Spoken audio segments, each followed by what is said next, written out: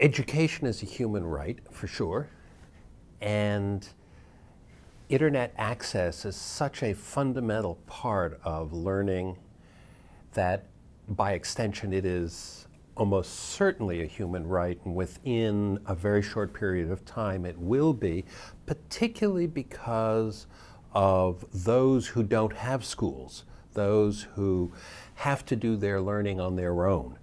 And for them, internet access is access to other people. It's not so much the knowledge, it's not the Wikipedia, but it's the connection to others, particularly kids to other kids, peer-to-peer learning. So yes, internet access will be a human right. At the moment, it's edging up to it, and probably not everybody agrees, but they will shortly. Because I believe the internet is a human right, we can look at the number of people on the internet at the moment, which is anywhere between 2 or 3 billion people, depending how you count, out of 7. And the next billion is a little bit like low-hanging fruit. You can do some regulatory changes, you can do some subsidies, you can bring the next billion in quite easily.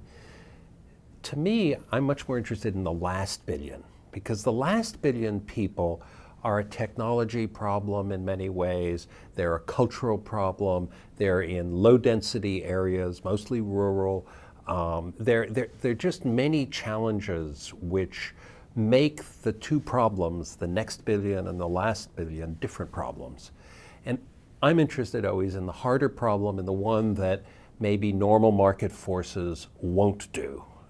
And so I have been involved in the past 6-8 months in trying to bring the internet to those last billion people.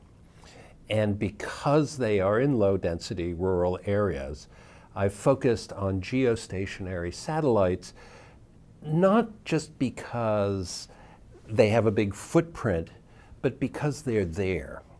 And 50% of the bandwidth over Africa, for example, is not being used at the moment. So there's a lot of unused capacity. You can move satellites quite easily, and then you can launch a satellite. So there's a pretty orderly schedule for how you would do this. And then the other thing which people forget is that the liability and the asset of geostationary satellites are the same. Namely, you're going up 22,500 miles and back down again. It's a pretty long round trip, the latency, the power, all of those issues. But Africa is the same as Europe as far as the satellite's concerned.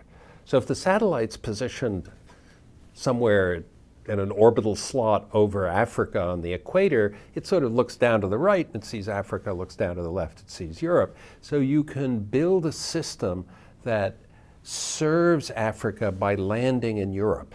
Because one of the reasons you don't want to land in Africa is that the sort of backbone of the internet in Africa is quite costly. And landing in Europe is not very costly. So you could have what's called a farm of dishes in some location in Europe that serves Africa. Not the long-term solution, but a very quick short-term solution. And I believe that one should be doing these things now with resolve. There's no technical holdback. It's just a couple of $1 billion to do it. And that's what we spend in Afghanistan in 1 week. So this isn't off the charts.